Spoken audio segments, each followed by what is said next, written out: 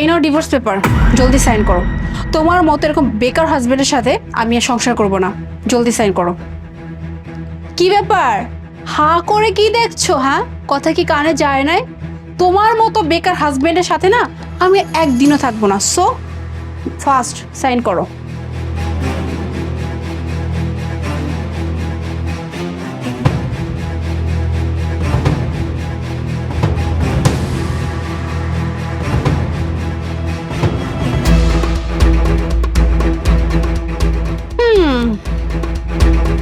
Finally I am free. এই সম্পর্ক থেকে মুক্তি পেলাম। Thank you very much.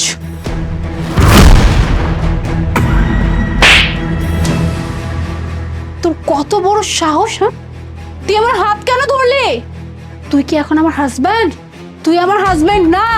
মাত্র আমাদের ডিভোর্স হলো না, আমি তোর ওয়াইফ না তুই আমার হাজব্যান্ড। তুই কোন সাহসে আমার হাত ধরলি? হ্যাঁ, ও জানি কোথাকার। মোনা,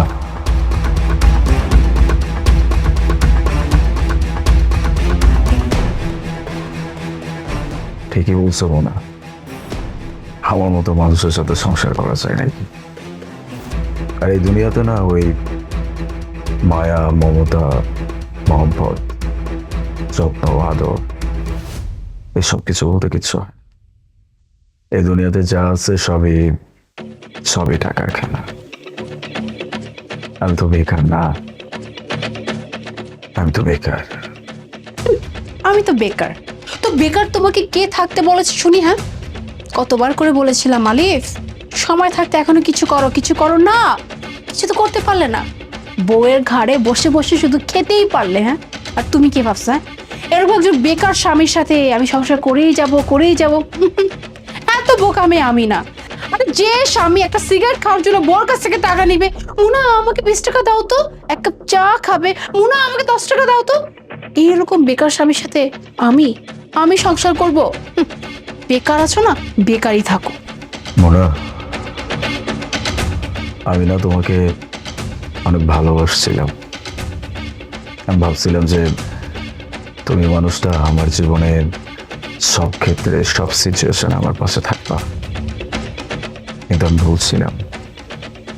তবে তোমার কাছে আমি একটা বিষয় লুকাইছিলাম, সেটা আজকে তোমাকে বলতে চাই। তুমি তো এতদিন যাবৎ জানতে যে আমার ব্যবসায় গত 5-6 মাস যাবৎ অনেক লস চলতেছে। ভুল, মিথ্যা বলেছিলাম। আমার ব্যবসায় কোনো প্রকার লস তো অনেক দূরের কথা, বরঞ্চ আমার ব্যবসা 3 গুণ, 4 গুণ, 5 গুণ বেশি টাকা প্রফিট করছে।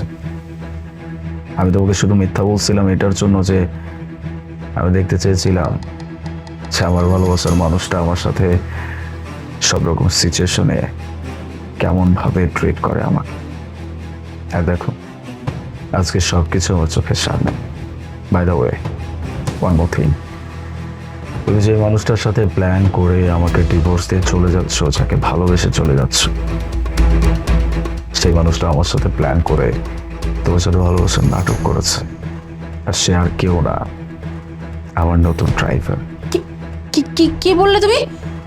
তোমার তোমার বিজনেসে কোনো লস হয় না, বরং বরং আরো প্রফিট। আর আর আপন আপনকে তুমি কি করে চিনো? I will explain. আপন,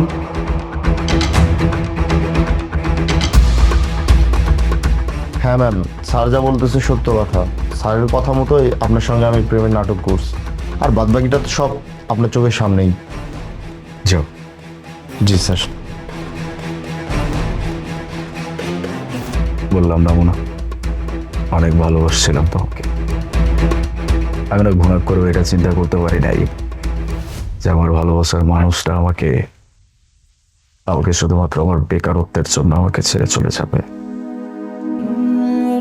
ভালোবাসা তো এটা না যে যে কোনো অবস্থায় সেই মানুষটার সাথে থাকতে হয়, সে মানুষটার পাশে থাকা যায়।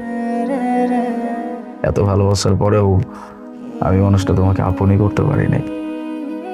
তুমি আমাকে ভালোই বুঝতে পারো নাই। আমার লজ্জা লাগছে নিজের জন্য যে আমি মানুষ চুজ করতে পারিনি। আমি যে মানুষটাকে ভালোবাসছি সে কখনো আমাকে ভালোই বাসে নাই। যাই হোক, যেহেতু তুমি আমাকে ছেড়ে চলেই যাচ্ছ, আমার সাথে তোমার সবকিছু শেষ, তাই সব সত্যিটা তোমাকে জানিয়ে দিলাম। আর হ্যাঁ, আমি বাইরে যাচ্ছি, এসে যেন তোমার এই মুখটা আমার আর না